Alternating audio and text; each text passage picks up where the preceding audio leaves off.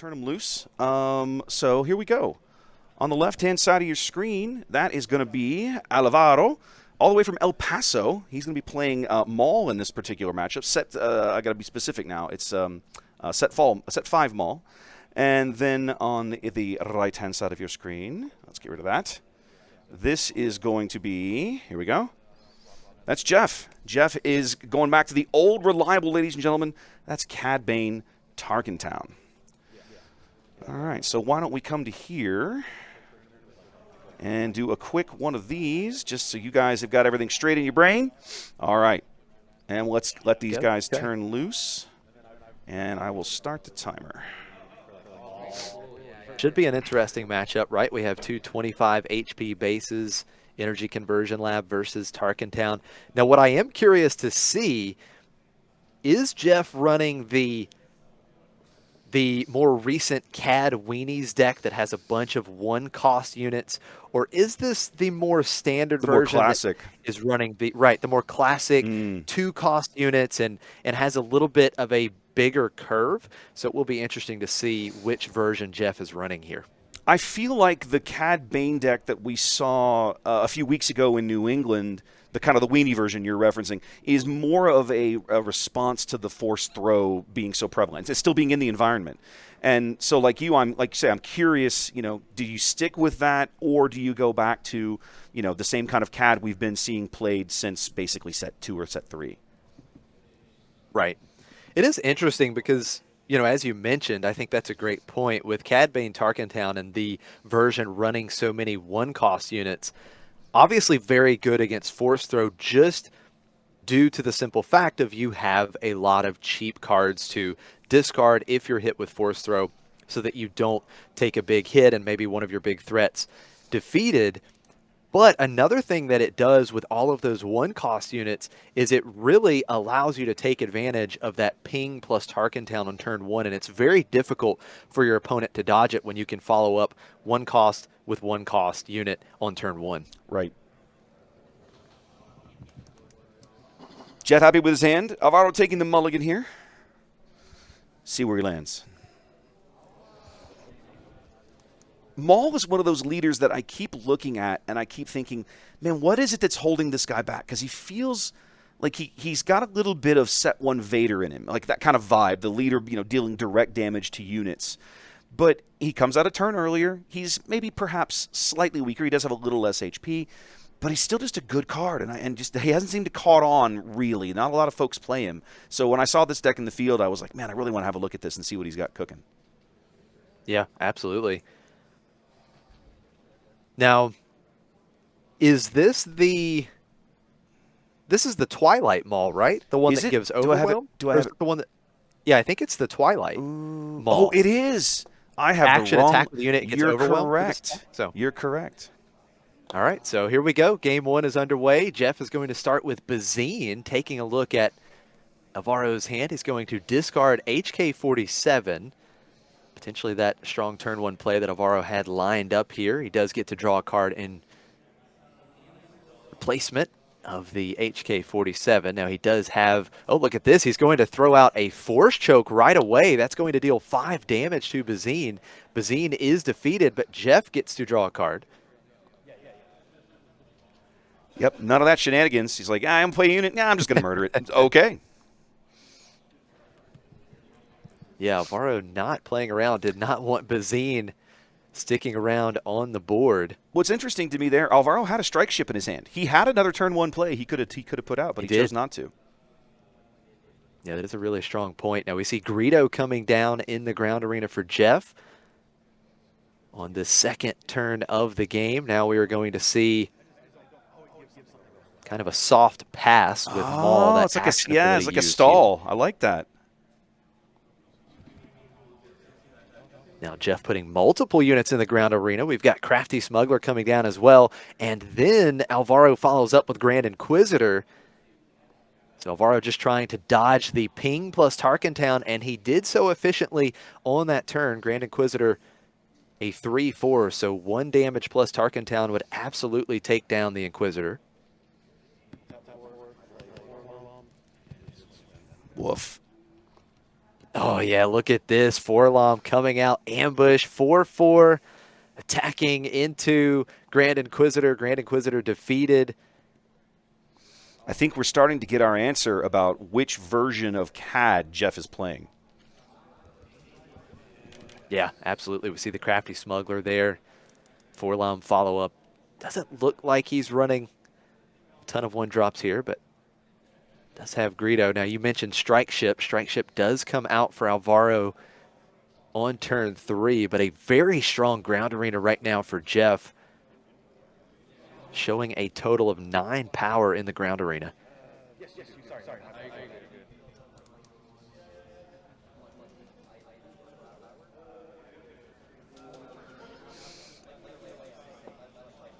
They're not moving the initiative token, so I'm actually not 100% positive who has first action here. I think it might be Alvaro. Yeah, it seems to be. Okay, here we go. Ha-ha! Oh, this is a strong play. The Darth Vader attacks 2 units. So with Energy Conversion Lab, that Maul getting ambush, attacking both of the non-shielded units. Greedo and Forlom both defeated with 1 action. That's a really nice play to clear up that ground arena.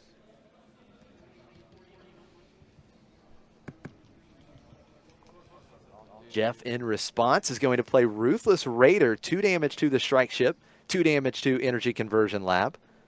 So that's 7 damage on Alvaro's base. Did he sneak attack that in? I think he did. Think he did. Yeah, I just realized that's that's exactly what it was. It was a sneak attack. Raider. Yep. That's a ton of damage.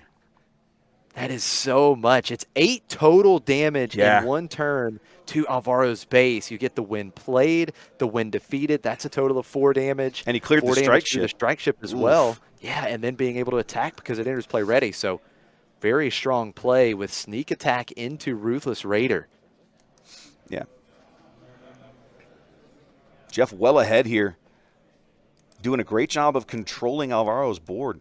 I gotta say, I'm actually a little disappointed. I caught the wrong leader here, but I still do like this Maul. I feel like he has good potential. Jeff just continuing to push the pressure here. Hotshot Blaster being smuggled onto the Crafty Smuggler. 4 more damage to Alvaro's base. That's 19 damage on, so just 6 HP remaining. After Maul was deployed, getting in for 6.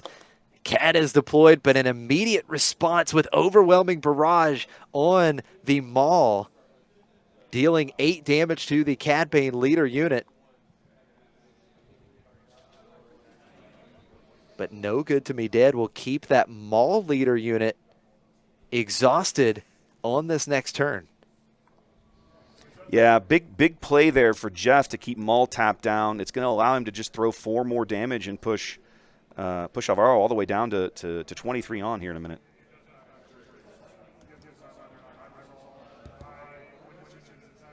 Still a lot of momentum in Jeff's favor right now.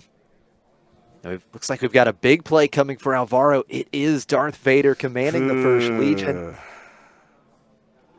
I like the play. My frustration in Alvaro's shoes is he's going to have to come up with some kind of sentinel, if there's one in there, to stop this smuggler with a blaster.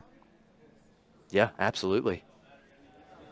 So Vader does allow him to search the top 10 cards of his deck for any number of villainy units with combined cost 3 or less, and unfortunately doesn't find anything with Sentinel, so he plays Super Laser Technician for free. But now with the action back over to Jeff, we do see the ambush. Surprise strike? I was saying, surprise strike wins the game. There it is. Oh, surprise strike for game. Only needed to deal 6. He's able to deal 7. What a first game for Jeff. Yeah, basically just kind of had the straight line.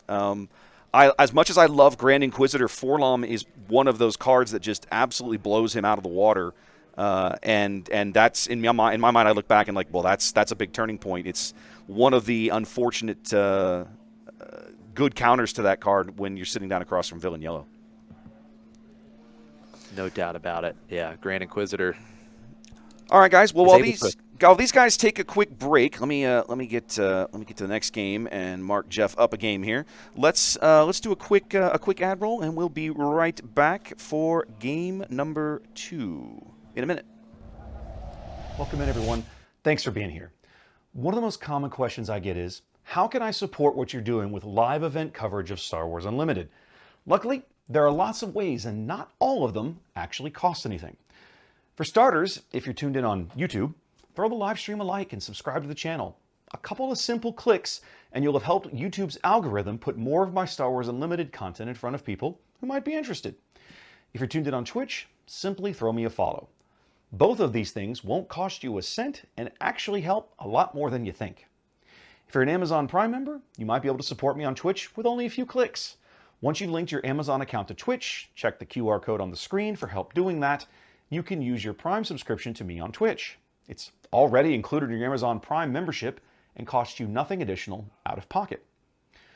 Similarly, over on YouTube, you can use the Super Chat functionality. Just click the little dollar bill looking icon in the bottom right corner of the screen below the chat window. This is sort of like a tip, right? You can choose a dollar amount on a little scrolling bar and it highlights your chat message simultaneously.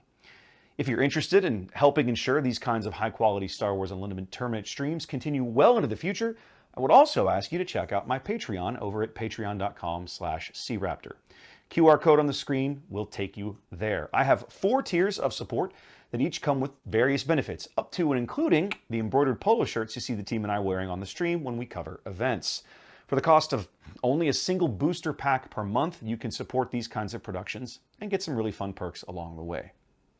Whether you choose to pitch in and help keep us on the air or not, thanks for being here. We love Star Wars Unlimited, we love the community, and we look forward to showcasing more of both in the future.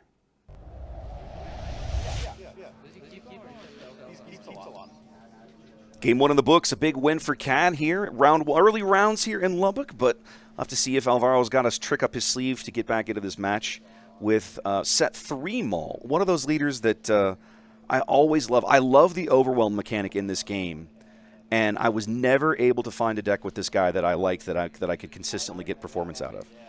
That's a good point. That's a good point. Yeah, I have a good friend of mine, one of the local players here in the upstate of South Carolina. He loves Maul. He has this showcase and really tried to get him to work. He just couldn't ever get the results he wanted. But yeah, definitely a lot of Maul enjoyers. Yeah, and the new one that I mistook this leader for, the one that works off the Force token, still a solid card. And I love what FFG started to do. It feels like they're starting to take some more risks with the overwhelm mechanic in general. I love the new event we got in set 5, Overpower, right? That can give a bonus and overwhelm to a unit for the turn. That's one of my favorite new cards out of the last set. Yeah. Well, here we go. We're going to see it again. I believe Alvaro just passed right into Bazine. Bazine's going to hit that HK-47 back-to-back games.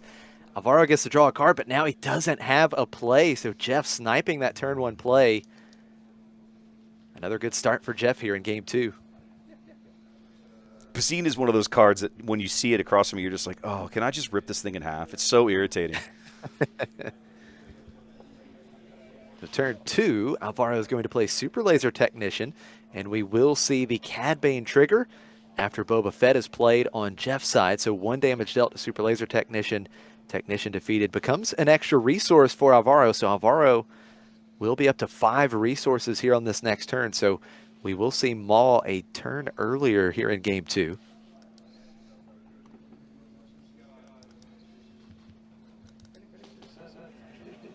If Cad Bane trigger whenever. Oh, go ahead, Wes. No, I was going to say, I'm wondering if he's running. Ooh, that's a nice pickup early. He's going to go ahead and. Love it. Love to see that. Another energy conversion lab into Darth Maul, attacking 2 units at one time with that Darth Maul. So both units in Jeff's ground arena cleared, but that did set up for Tarkin Town epic action for Jeff to deal the damage needed to defeat Maul. And then yet another Bazine. Another Bazine. Put them all on the wrong side. Whatever. Oh, goodness. Jeff has had no shortage of Bazines here in round 1. No. Taking out the big 7 cost Maul with Ambush from Shadows of the Galaxy would have been a fantastic play for Alvaro. Did you see Jeff's hand?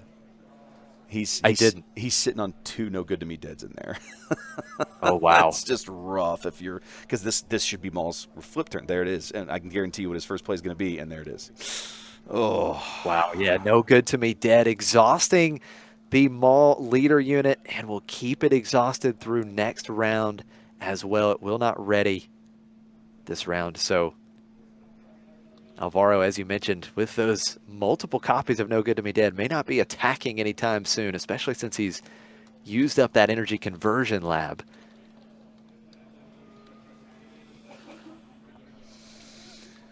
Alvaro's still 1 resource ahead. Now, the one thing that's different here, of course, in Game 2 so far, Jeff's not been able to, the Maul clearing out his early board, hasn't been able to establish a board presence. Really no real damage dealt to either base just yet on the 5 and 6 resource round. Yeah, that is an excellent point. Alvaro has certainly done a nice job of keeping Jeff's side of the board cleared, and Jeff actually just going to claim the initiative, so not putting any threats on the board there. So Bazine, the lone unit on Jeff's side. We do see Rook coming out for Alvaro, so a 3/6 with a shield. Jeff sitting on a sneak attack and a Devastator and a Zuckuss in there. He's going to ping the shield off a Rook. Okay, so Jeff's got Because one of those really aggravating units to play against, has that ability when he deals combat damage to a non-leader unit while attacking, you defeat that unit. So very important to get the shield token off of Rook. Jeff does deploy Cad, and now we see Darth Vader commanding the First Legion once again.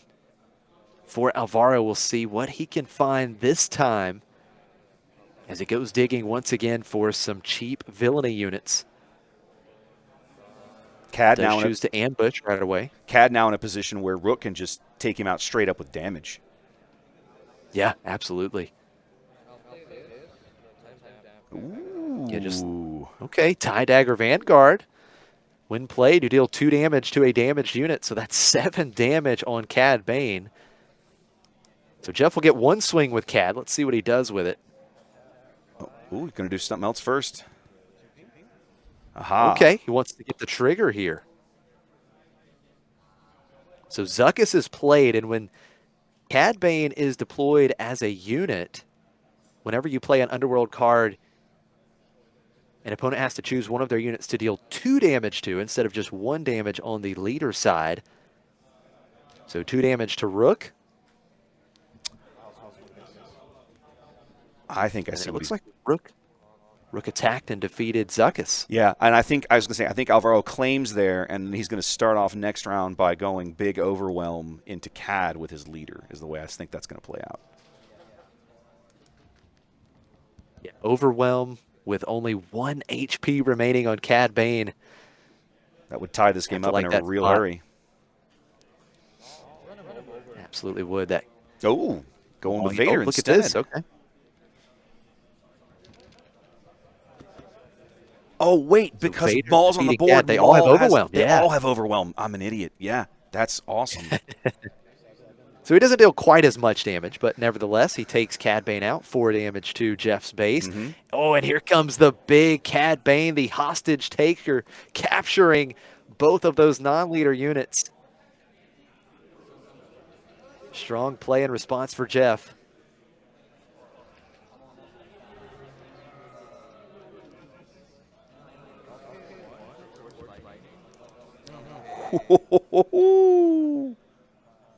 This is a fantastic response, though, for Alvaro, the Force Lightning.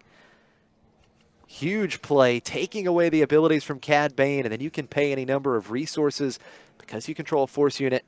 Deal 2 damage for each resource paid this way, so he's able to exhaust another 4 resources to deal 8 to Cad and get those 2 units back that were just captured. And now, keep in mind, Darth Vader, he's got 7 HP once again. Yes, sir. That's one of the downsides of those kind of capture cards is that if you're not careful, your opponent can find a way to release them. If they had damage on it, it works as a heal functionally. But now Alvaro has complete control of the board here in Game 2. And these Cad Bane decks, generally not great in positions like this unless you can, capture everything once again. So he starts with the Devastator, hunting the Rebellion. A total of 4 indirect damage, 3 to the Phase 3 Dark Troopers, so Phase 3 defeated. 1 to base, but now look at this. Alvaro, foot on the gas pedal, 7 more damage coming through, and there's the final 2 with Ruthless Raider. My goodness, what a game for Alvaro. Nicely done. Nicely done to tie this series up. When you look Very back, well played. oh, big time. You look back at game 1 and you're like, man, is this a matchup that Alvaro can hang in? And the answer is absolutely. After seeing game 2, right? It's a question of, I think, drawing the right cards a little bit, but certainly he has the tools in this deck to go toe to toe with Cad on the ground. That's the thing when you normally see a Cad deck. They just overrun the ground arena, and fighting them on that turf because of the ping and all the other McClunky and all the other mechanics that they have access to is really, really tough. But Alvaro seems more than ready and able to fight over that ground arena with the way this deck is constructed.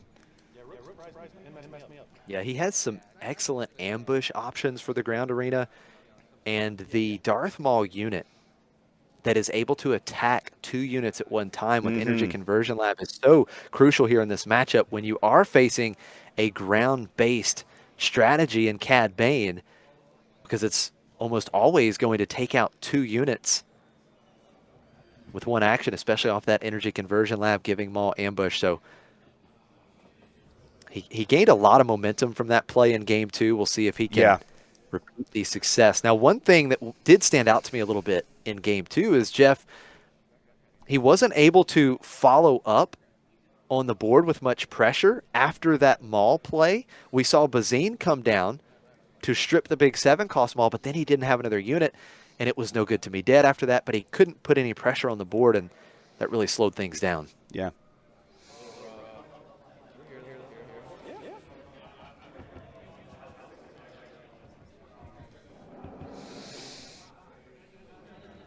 So a deciding game 3 in round 1 of this Planetary Qualifier in Lubbock, Texas. Looks like Alvaro will be starting with the initiative once again, so he will have to dance around the ping plus Tarkin Town. Yet again, we've seen that turn 1 Bazine has been the go-to for Jeff, and I believe he has it in his hand once again. I honestly think I might flip my table on my opponent if they did that to me 3 games in a row. I just won Bazine all 3 games. That's brutal. Yeah, I just really this garbage again. I don't know that I could handle it. Oh man, that would definitely leave some scars. Absolutely. So Alvaro is going to mulligan, and I'm almost curious. I don't know exactly what all Alvaro had in hand, but just knowing the possibility of Bazine on turn 1, you may love to see a couple turn 1 plays in your hand so that you can still get some kind of presence on the board. Looking back at game 2, there's also part of me that wonders, Jeff did on the 3 resource round, Alvaro came out with that super laser tech, and then Jeff played Boba and then pinged the super laser tech off the board. And in the end, that gave him the opportunity to just kind of jump right out with the Maul on the next round. Now, even if I'm thinking through, would I have, the ping is optional. Should he have done that? Probably not, but I don't know that it would have mattered because Alvaro can still just attack in with the SLT, get it dead, and still ambush in the Maul to clear the board, clear the ground arena. So I think the end result is the same. I agree. Yeah, I think it takes Alvaro 1 more action to get to the resources he needs to play that Maul. But, in the process, Jeff is able to get at least 1 swing to base, but I think you're right. In the long run, I don't think it changes too much in that game. No, I don't think it does. I was just thinking back through that. Oh, yeah, absolutely. I think it is a really good point because, if you can avoid having Super Laser Technician defeated and your opponent being able to ramp, obviously you want to do that. Yeah. But the fact that Jeff did have the units on board, the technician can always be ran into those units. So Jeff actually going to give us a different start in Game 3, the Zygerian Starhopper. So he's going space, which does leave Alvaro with HK-47. He drew it the first 2 games. Here in Game 3, he actually gets to play HK-47 into the ground arena. Ooh, this is a different look at it, Jeff. Yeah. Pretty aggressive start here. Boba Fett onto the Starhopper, giving the Starhopper +2/+3. So 4 damage coming through on this attack. And 2 damage was dealt to HK-47, and that Tarkentown epic action taking HK-47 off the board. But we do see the resupply. So once again, Alvaro able to ramp here in Game 3. But this time he doesn't have the ground units to ambush into currently.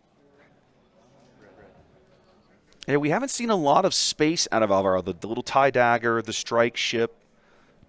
It might be an arena that Jeff has correctly assessed he may not be able to compete much in. I think that's a really good point. We do see them all coming out. Starhopper getting into Alvaro's base for another 4. Now here comes a very strong play. Forlom plus the Cad Bane trigger. 5 total damage into Darth Maul. So just 1 HP remaining. Alvaro needs to get another unit on the board quickly to avoid Maul being taken out by the Cad Bane ping. Woohoo! He's got his own Ruthless Raider. Ambush off of Energy Conversion Lab. So win play, dealing 2 to base, dealing 2 to the Starhopper, ambushing and defeating the Starhopper. But now we do have some indirect damage coming back over to Alvaro. 3 indirect damage off of the Starhopper's when defeated trigger.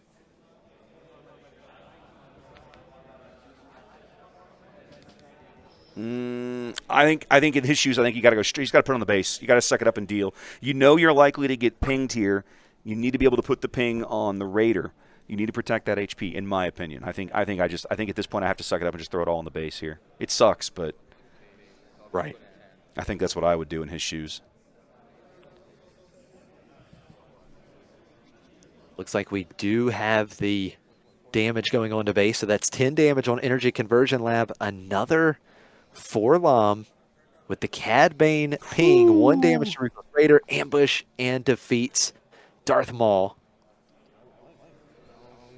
But don't worry, there's more Maul where that came from. The leader unit You're not coming wrong. out. 6 damage into Tarkentown, and we're all tied up with 10 damage apiece on each base. I really love Alvaro's deck. It's the kind of thing that, Red Green Villain has so many great tools between the ramp. But most of their game really, you get to that 6 resource round, and suddenly it's like everything just kicks off. And I think we're starting to see that here.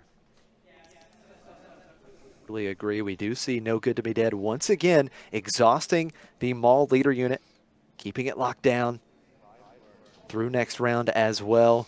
Ruthless Raider did again for 4, but look at this. Cad Bane leader unit deployed. Overwhelming barrage, quick response, taking out Jeff's leader unit. But then it's the IG-2000 coming out, dealing that final damage needed to Ruthless Raider and Maul, but Alvaro still getting some value with the when defeated trigger on Ruthless Raider. 2 damage to Jeff's base, 2 damage to IG-2000. This game tightening up a little bit here.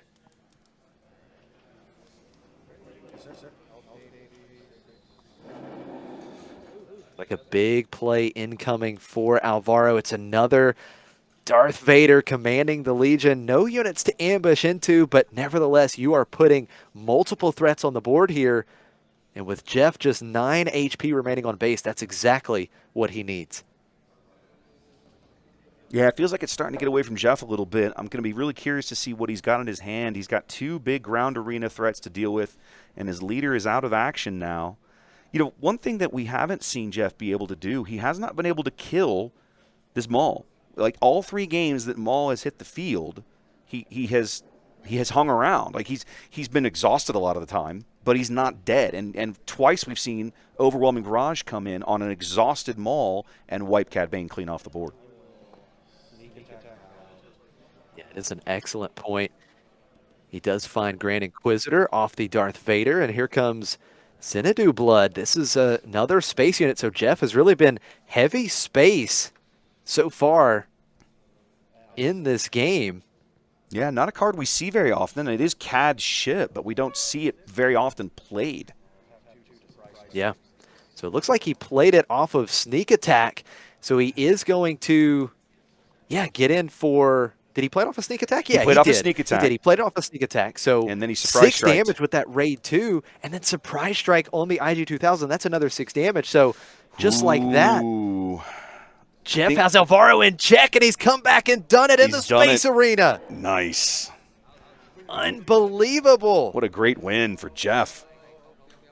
That has to feel good. I mean, it looks like Alvaro, or it looked like he was in a commanding spot, had the pressure in the ground arena, actually had Fatal in the ground arena, but Jeff with the Sneak Attack into Xanadu Blood out of nowhere, and then a Surprise Strike. Wow, what a turnaround in Game 3. Jeff taking it here in round 1. What a great match. It really was. After Game 1, I was like, oh, man, I don't know. But Alvaro played really, really well in Game 2. And, man, Game 3 coming down to just Jeff having exactly the right line of cards he needed to kind of see that through with the Xanadu Blood right into the Surprise Strike. A Sneak Attack, Xanadu Blood into Surprise Strike. Like, he had 3 cards in his hand, and it was exactly the 3 cards that he needed to pull that off. Yeah, and Alvaro just did not have the response to the space arena. And it was really interesting because from the outset of that Game 3, Jeff was pretty much all in on the space plan. Yeah. You know, he really did shift gears. Big time. And he said, you know what? I'm not going to have a repeat of Game 2. I think I can win in space, and that's exactly what he did. Yeah. Oh, why does that not work?